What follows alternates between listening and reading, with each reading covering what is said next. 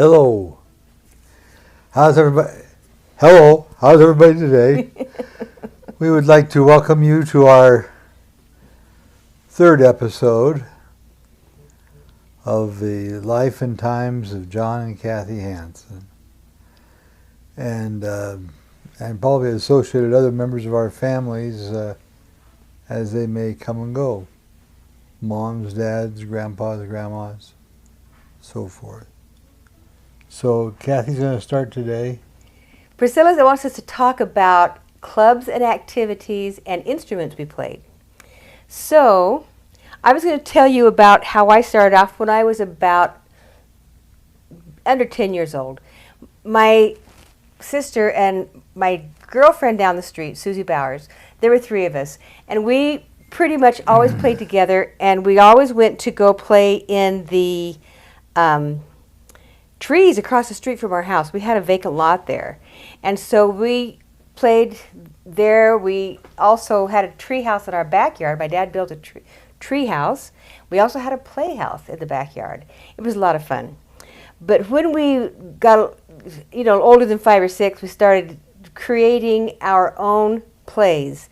And I remember we'd work on it, we'd write things down. You say this, you say that. We'd write a little play, and then we would create some costumes, and then we'd invite Grandma and Mama Lou and the other grandma. So we had one grandma that lived in the back of us, that was Grandma Miller, and the other grandma that lived in the front, a block away from us, her name was Mama Lou. We would invite them to come and we'd do a play. It was a lot of fun. Okay. What about you? When you were that age? Well, when I was that age, I didn't really get into plays. We would go often out in the yard or out in the fields of our farm, little farmette. It was only 5 acres. But we always had all these barns and animals and stuff like that we'd play with. And then we'd play forts and and armies and stuff like that out in the hayfield. We had a very unique little house in Warren, Oregon. And in the backyard of that house was a wash house. This wash house became our clubhouse and became very popular with the boys of our Cub Scout troop and den, because my mom was the den leader. And so she'd have the den meetings out in the clubhouse. So that made it kind of special for us. And we had many good times out of that clubhouse. So, how old do I have to be to go along? Now I'm going to talk about junior high. I remember in 6th grade and then going into junior high, I used to be pretty good at track and that sort of thing, because I was tall. I was bigger than most of the kids. And really, I never grew after the summer of 6th grade. I was 5'4", and I weighed 125, I think. That was at the end of 6th grade. And so I was pretty good size, and I could compete pretty well, and I always did a good job. And I remember junior high running track and running the 440 and short 50-yard dash, that sort of thing. But I was not as good as Margie. So as soon as the next year happened, she was in junior high with me. She was always better than me. And she was very athletic, that she loved to play basketball. We had a basketball hoop in our front yard. And she was always challenging the boys in the neighborhood to come to our house and see if you can beat me at doing whatever it's called, where you try to hit the basket and you try to get so many points. Horse or something? Horse 21. Yeah, anyway. She beat the boys very often. She was really good. So I was not, so I kind of retreated to my own thing I was good at, which was music, and she did the athletic stuff. So in junior high and high school, I was in the music part and she was in the athletic part. Later on, she was a cheerleader and that sort of thing. In junior high, I started doing musicals.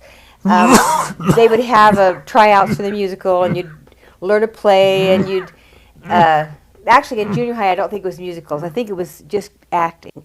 And so I was in the plays in junior high a couple of years, and then in high school I was also in plays. And by that time we were doing musicals, and So I was not singing a lot. I was mostly in the chorus, but I had acting parts that I was doing.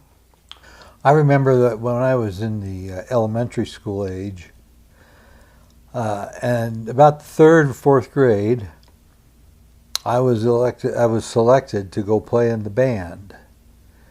We didn't have a lot of concerts to put on or anything, but we had the graduation ceremony for the 8th graders. And I was asked to play the bass drum. Now the bass drum is a little bit different today than it was back then. Back when I played bass drum, you'd strap it on over your shoulders, when you're marching anyway. You had this great big drum out in front of you. It was about 12 inches, 14 inches wide. And it was set right here on your chest. And you had mallets for both sides of it as you march. Today's bass drum, of course, is a flat sheet, just about, and I think for the most part they do that because it's lighter weight by a long shot. Well, why were you playing the bass drum? Well, they had to have a bass drum player. Because you were tall enough. No, when I was in the 3rd and 4th grade. Oh, 3rd or 4th grade. It didn't make any difference how tall you were, and I didn't have to carry that one when I marched. Did they have band in that grade? Well, you did when you're in a K through or 1 through 8 grade, yes. Pretty good. I didn't start playing instruments until 5th grade. They allowed you to start playing in the 5th grade and 6th grade, and so I learned to play the clarinet. And I was pretty good because I already knew how to play the piano, so it was easy to read music. And I learned to play the clarinet, and then by the time I got in junior high, the band director wanted me to play oboe during orchestra season. So it's the same fingering as a clarinet, but it's a double reed, and so it sounds a little different. So I played clarinet during marching season and oboe during concert season. Well, I didn't have, never mind about that. But when I got to 4th grade, or 5th grade, I should say, and we were over in Seaside, Oregon, then I started playing the cornet, similar to the trumpet. I don't know what the difference is, except they look different. It was a half a note or a half a scale up or down or what. Anyway, I played the cornet during 5th and 6th grades. And there was a long time I was in there. I was first chair. I had about 14 kids on the cornet line. Good for you, first chair. Go for the top. Then I went back in 9th grade, 7th and 8th grade and 9th grade, I went back to playing the drums, bass drum. Okay. And then I did march in the marching band for Christmas parades and football and stuff like that. I was in the marching band for high school, and we'd play during halftime during football games. It's very funny, interesting, curious. When we had kids in high school, we'd go to the football games, and they played the same song every time. They played the same song every halftime, because like they were getting ready for competition. But we always had different songs. Every time there was a different game, we learned different songs to play. Yeah. Yes, well, and speaking of that, clubs though, I never participated in any clubs except Cub Scouts, and later on Boy Scouts. But they of course aren't really noted as being a club on campus. And I never belonged to any of the clubs on campus when I was just growing up. Same with me. I don't think I belonged to any clubs except, well, I was part of the Honor Society, but that wasn't really, you were named to that club because you were smart, but I don't remember having any meetings. We did have meetings getting ready for class plays, and we had class plays that were every year in high school. I already talked about that last week, but that was pretty much my involvement, was after school activities with getting ready for an event like class plays. And actually, by the time I was in junior high, I was starting to teach piano lessons myself, so I didn't have to have a lot to keep me busy besides that. I played some sports when I was in a little league, but that's not a school club. And then I played freshman football but I got tired of being the tackling dummy. So I decided I would drop off of the football team after my freshman year. And I played church basketball and the other sports that are involved in church participation. Otherwise, during the junior high years and then into my high school years, I got into road shows through the church's programs. And I usually have a singing part in the road shows. I think most people had it. Most people in the road show had a singing part of some kind. But anyway. We also had dance festivals. Oh, yeah. That was through the church. We had dance festivals. Those were a summer event to get ready for, and a big deal to go someplace to perform a dance festival with thousands of kids on the field. Well, when I was in that senior year of high school, I played on our church's softball team. And I was the pitcher. I think I must have pitched for 35 or 40 years after I started learning how to pitch. Because I did it during the industrial leagues that we had in St. George as well. Now, when I was in high school, though, our softball team was pretty good. And we won the San Diego regionals, and we went up to Los Angeles area, and started winning up there. Okay, good.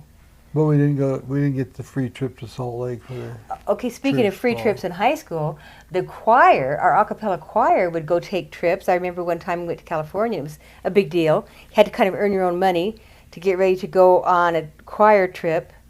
Let me tell you what I did. When I was in high school, okay, here's a dumb thing I did. I had an car accident in high school, and I had to pay the deductible, $100 deductible, for the insurance. And so I found somebody who needed to have a piano player for a service club. I can't remember what it was. A service club was having a talent show, and they wanted a piano player. So I took that job to play the piano, go to all the rehearsals, and I got paid $100 for that, which paid for my deductible on the insurance. Well, I never had any trouble like that. You never had an accident? I had 2 accidents in high school. One of them was dumb because I put the car in park and left my little brother in the car when I went to the door to sell somebody a ticket for a concert, and my brother pulled the thing and the car went in reverse. So I was running after the car, trying to open the door to put the brake on. I finally did get it, but in the meantime, I went next to another parked car, which is pretty amazing that I didn't get hurt. So the other parked car took the door off the car. And I was not hurt. My brother was okay. I think angels were watching us because that could have been pretty. I think they went back and they had a laugh on that one. The other accident I had was making a left turn. I was on my way to the school for some kind of band rehearsal or something. And I was turning left, and a car passed me, so it was my turn to turn left, but I wasn't looking for the other car. So I turned left, and the other car hit me. It was my fault. So 2 accidents I had in high school. Now let me tell you about another accident I had in high school. I kind of mentioned this last time. I was at girls' camp. I used to help at girls' camp. You started like your 7th grade, 7th, 8th, 9th, and by the time I was getting ready for my senior year of high school, I was on the staff helping the girls' camp, helping with training the younger girls. And another girl who was a year ahead of me, her mom was also on the staff. She had permission to go home during the week because she was singing with the group. She was singing with a dance band or something. So she was going to go home to sing, and I went with her to go have another person in the car. This was in August, the last part of August, going from the mountains of Arizona down to Mesa, Arizona, down Beeline Highway, which is the middle of the desert.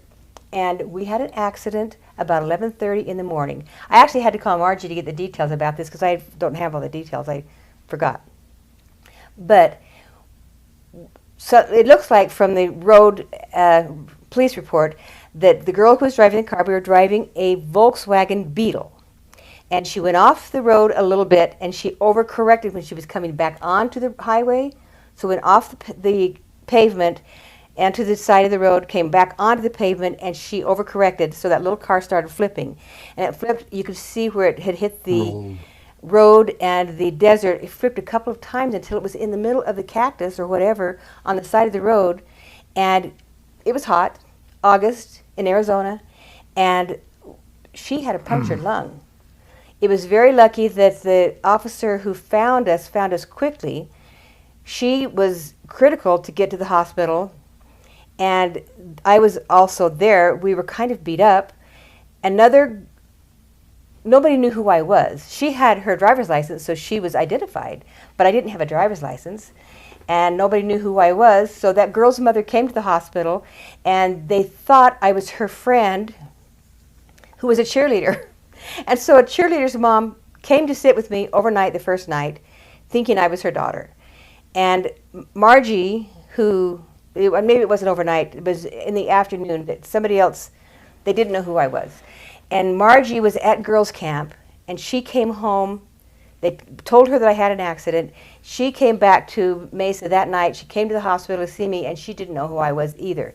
She could not recognize me. My face was so swollen from, of course, the heat of being in the desert and the swelling when you have an accident like this. Half of my face was covered with road rash.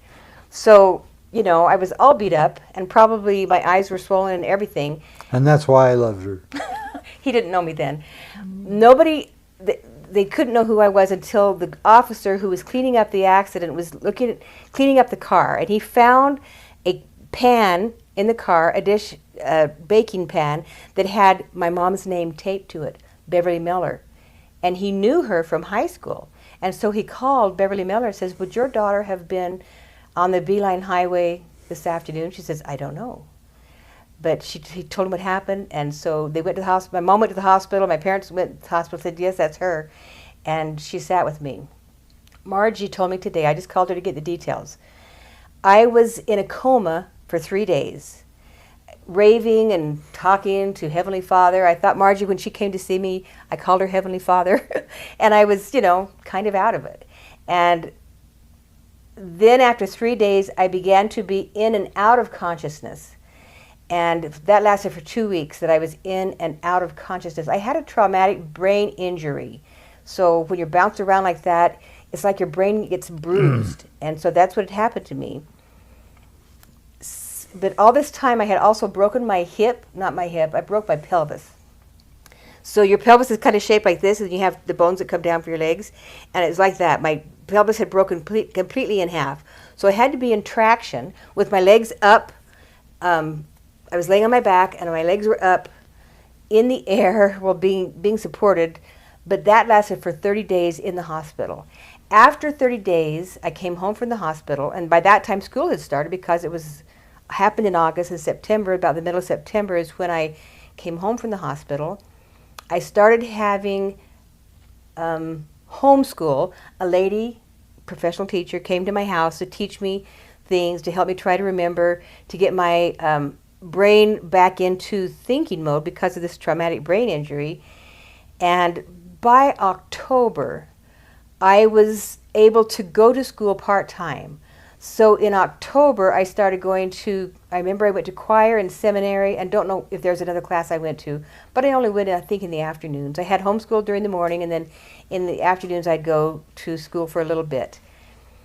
So, but then December, this is the one thing I remember because Mom has told me about it, that when we had our Christmas choir concert in December, it was called Christmas Vespers, and we always wore long robes, and we performed this at a church that was close to our high school, and we carried candles walking down the aisle. And Mom cried when I went past them because that was the first time she'd seen me walk that far. Otherwise, I'd been on crutches. This was about 4 months after my accident. So by the time Christmas Vespers came, I was able to walk without crutches, and then my next semester of high school was kind of normal. I went to regular school, and things got, back to normal. But my reasoning was never the same. My sister said I was not as sharp as I used to be, even though I still remembered a lot of things. Music especially, I remembered music really well. I remember helping with their senior year. I still helped with the class play and wrote music and all those things. So I could still do things, and I was able to graduate from high school, even though I missed basically a lot of classes in my first semester. But because I had enough credits, I graduated from high school on time in 1970. Well, I graduated from high school on time, but I was only in 67. But I didn't have the accident that you had to go through. And so I think it's a pretty wonderful thing that your mom survived that accident, and that Nana is with us today, and we've been blessed. I've had a couple of fender benders, but mostly what I've had is parking lot where you back into someone else who's also backing out at the same time, and so anyway, that's my limit on the accident. Now, summer activities. After I started working with Jim Lee, I was really working. I would always work at least 40 hours every week, all the time during the summer times.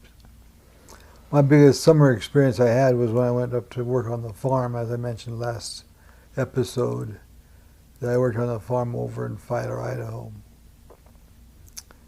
And they keep me working pretty hard over there, except once in a while we'd take a break on a Saturday afternoon and over to the pool. We'd go to the city pools and be able to relax over there. So when you were growing up, what kind of vacations did you have with your family? Well, vacation-wise, we didn't have much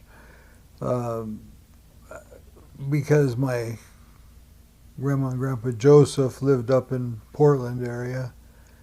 I think of only one or two vacation periods we ever had as a family. One of them we went over to Yellowstone National Park after my mom and dad picked me up in Filer, and all of our Maylene was there, and Lisa, and Pete. So our whole family went on a vacation up from Filer, Idaho to Yellowstone National Park. I have to tell you something funny. I do not remember ever going on a vacation except for just weekend camping trips. Of course, his dad and my dad both were self-employed, and you didn't have a whole week of paid vacation.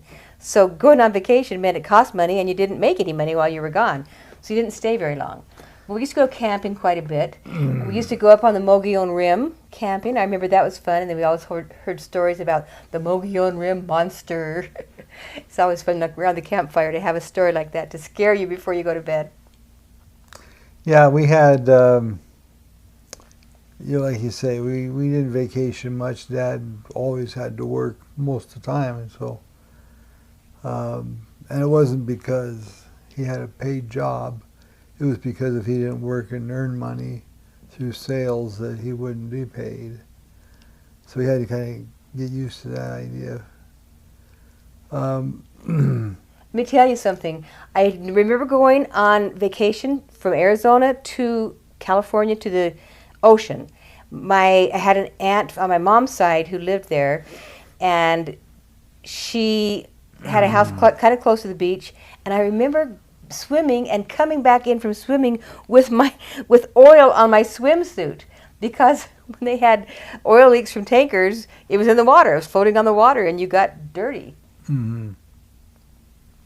You were over by Long Beach at that time. Probably Long Beach.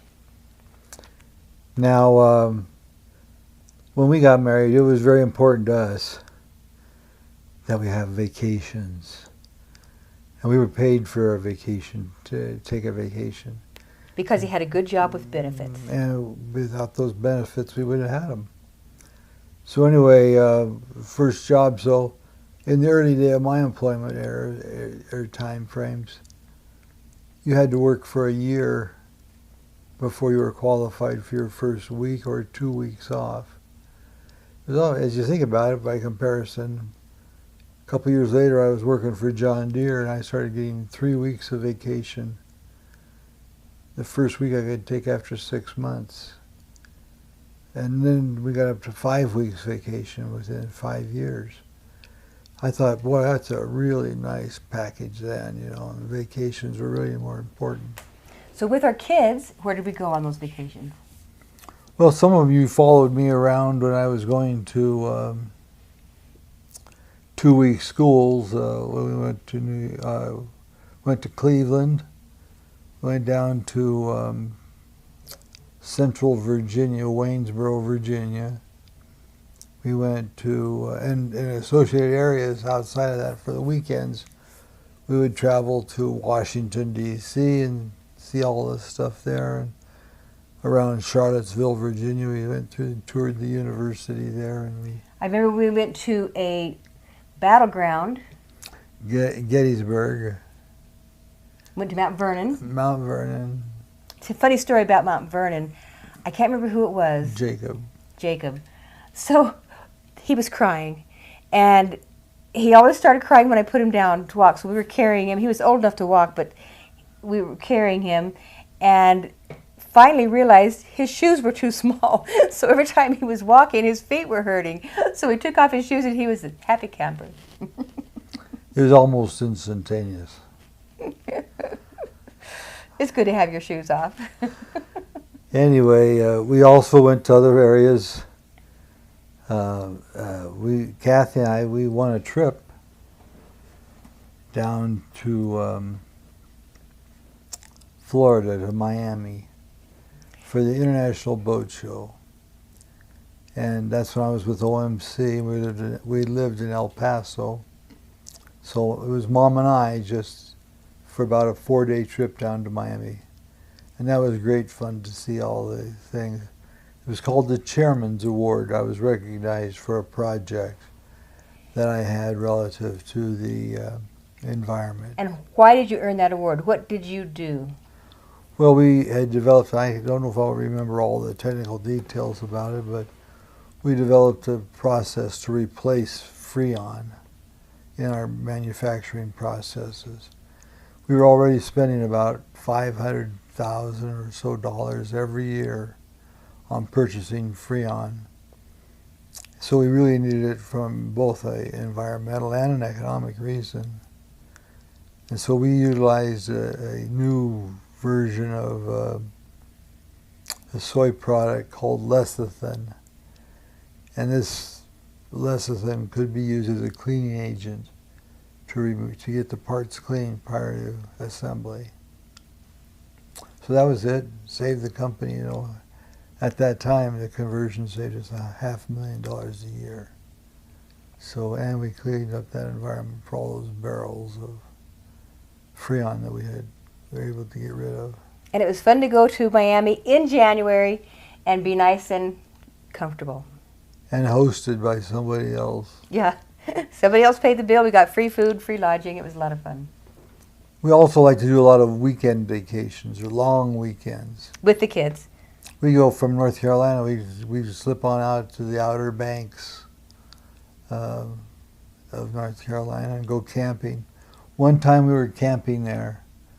Why don't you share that story? Okay, so we drove to the Outer Banks to go camping. Of course, when you're on the ocean, things can change quickly. Weather can change suddenly, dramatically. So we were camped. We had a station wagon with the car top carrier, and so we had our tent tied to the car top carrier, and suddenly it started pouring in the middle of the night, and we were trying to hold the tent up. The kids were sleeping on the floor of the tent. Nathan was old enough, and we didn't have enough room, so he was sleeping in the cab of the pickup or in the car. Station wagon. And he was sleeping in the station wagon. So here I was trying to hold the tent up to keep it from blowing away. And of course, what happens when you touch a tent and it's raining?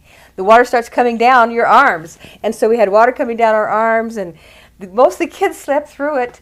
And about 4 o'clock in the morning, the rain stopped. Took what we could to we were staying at a KOA campground. So we took what we had gotten wet, tents and, blankets and clothing and sleeping bags, started washing them. By the time the sun came up, it was sunny and wonderful. Our friends from work who had come with us to go camping, they went home because they were, didn't like the rain, but it was a wonderful day. And the ferry was working, so we took the ferry to go across to the Outer Banks and had a wonderful time. It ended up being a great vacation, except for that one night of thunderstorm. Yeah, it was a windy time. That's why we had to lash that tent to the car, was because it was so windy during the time we were setting up, we couldn't get it to stabilize. I remember waking up during that night, and here we were, half an inch of water or something like that around us, around all the kids and everything inside. And they slept all through it. Except for Nathan, he slept in the car, so he made a wise decision early in the evening. So I also remember we had a camper. We had a camper trailer, little pop-up thing, and it did not have a heater in it. Had a range, a 2-burner range on it, and we camped on that. The girls would sleep inside with Mom and Dad on the 2 wings of the trailer as they would pull out. On this side of bed, on that side of bed. And then we had pup tents, dome tents, for the boys to sleep in outside the trailer. So in other words, they had to regulate outside there to them. They had to sleep in their mats and sleeping bags. And I'll tell you a funny thing. I mean, as a parent, you'll appreciate this now. We spent a lot of money on this camper. For us, it was a lot of money. And I think it was $4,000. And we had to make a payment every month on it. And we figured, okay, as long as we're making a payment on this, we have to use it all the time, as much as we can. So we pretty much went camping. We were living in El Paso, went camping every weekend. Now, I'll tell you, it wasn't all the time every weekend, but every month at least we went camping. And then in the summer, once Scooby, your cousin Cheston Berry, came to spend a few weeks with us. He'd gone to some kind of a space camp in New Mexico, and then afterwards he came home with us for about a month. And every weekend we went camping, every weekend. It was just so easy to keep everything in the camper, so all you had to really bring was whatever food you needed for that weekend, and because your clothes were already there in the camper. It was a lot of fun. Went to Carlsbad, went to White Sands, New Mexico, went up into Cloudcroft. Yeah, we especially at the White Sands, not White Sands, but at the Carlsbad Caverns. We go there once a year at least, and so they had this nice little RV camp just as you made the turn. I think it was at a place called White City or something like that. Yes, I think it was. Anyway, it had this big, big pool, and it had a diving platform down on one end. It was just really large, and not many people were out there at the time. But we'd go out there at night and swim and have a great time. We'd go up at night also and see the bats as they were leaving the caverns. We'd see the lights, or the bats take off. Quite a spectacle. And it'd just be millions of them taking out. I see we have a question break, so I would take a drink of water. Thank you. What's the question? I just had a comment from Marie. She says, some of our long weekend camping trip with that travel camper are favorite memories of mine. My favorite family camping trip was the Oregon trip, Fort Stevens and Astoria. Okay, so that's the time that we took 2 different trips, and one time we went with Grandma and Grandpa Hansen, and they went with us, I think. They traveled over to the seaside by themselves. Okay. They stayed in a hotel, and they had a kitchenette in their hotel. And we had found the Goonies house, where the movie was made for the Goonies. And we couldn't go into the house, but the road leading up to that house had berries growing all along the side of the road. So we took a milk jug, cut the top off so we could still have a handle. It was open, and the kids started picking berries. We had about a half a gallon of berries, which was way more than what we would need. But we took them down to my mom at the motel, and we gave them to her, and she made them into blackberry cobbler. How great to be camping on the beach and then have visitors come. Grandma and Grandpa bring blackberry cobbler for dessert. Woo! That was wonderful. And ice cream. They brought the ice cream, too. So, anyway, we had a great time there. That was one of the better vacations we had to go on to, and Peter and Teresa were there with us as well. So, was it the same vacation? I think Peter and Teresa went with us another time. We went up to West Yellowstone. We went up to Grand Tetons, is where we actually camped, And then we went into Yellowstone National Park from there. I'll tell you something about your Aunt Teresa. She's always been athletic. And when we got there, we were by a lake, and she just wanted to go swim that lake. And so she swam all the way across to some kind of an island in the middle of the lake. And it was further than she thought. Of course, it looks, when you're looking at water, you can't tell exactly how far things are. But she made it all the way to that island and all the way back. She was tuckered out. Okay, any other questions? I'm checking. Hold on.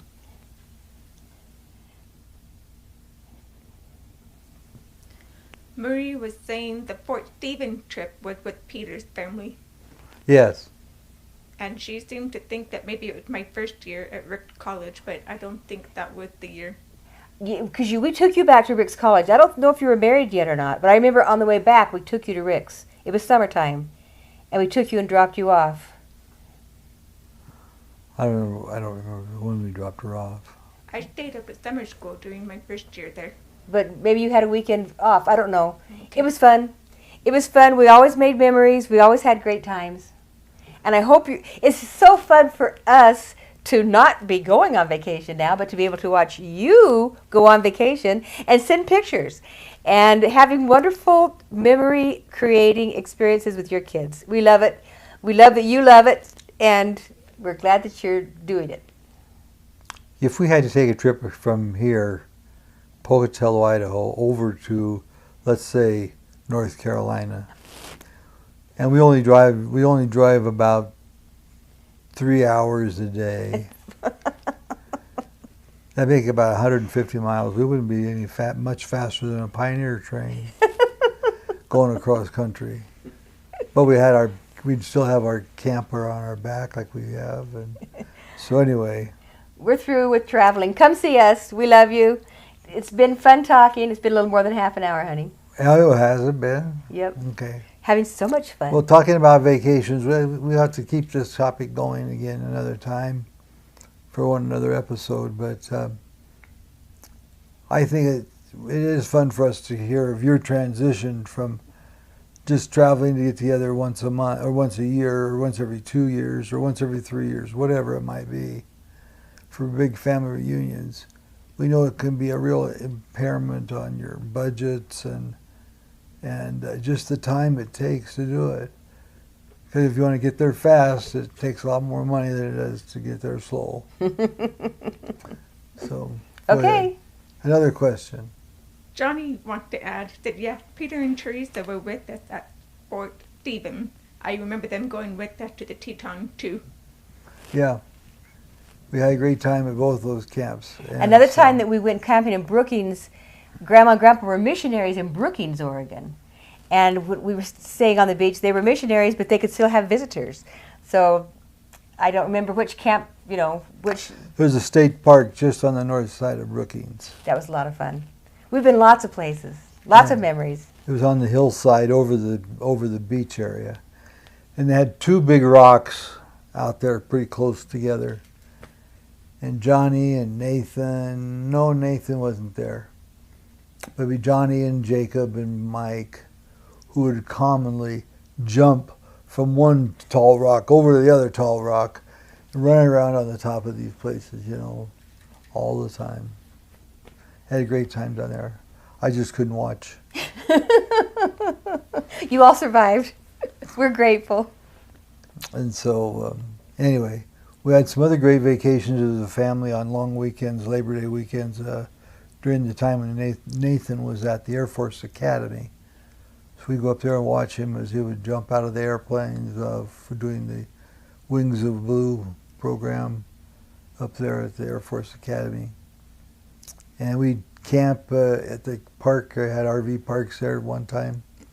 We camped there, and then another time we lived at the, what do they call it, Nathan? A temporary living facility. It was like a TLC. 3-bedroom home they had for us to stay in for a weekend. So, you might remember those. All righty. No, Priscilla, you always remember that you didn't go on any vacations with us to the Air Force Academy. She's shaking her head. No, she didn't. Maybe that was after you were already married, Well, yeah, part of it was. because you got married when he was still in at United States Air Force Academy. I was just at school Uh-huh. Oh, when at Nathan college. graduated. I remember a trip around Easter and his graduation, but I couldn't go because I was in school. Yeah. Okay. All righty. So, well, we'll pause from there. Thanks a bunch. More next time. But send more questions about your fun experiences that you remember us with family camping. Thank you. Now we'll all sing together. I love to go A-wandering along the mountain path. And as I go, I love to sing my knapsack on my back. Faldery, Faldera, faldery. Faldera, Faldera. And with that, we'll bid a bit. Okay, over and out.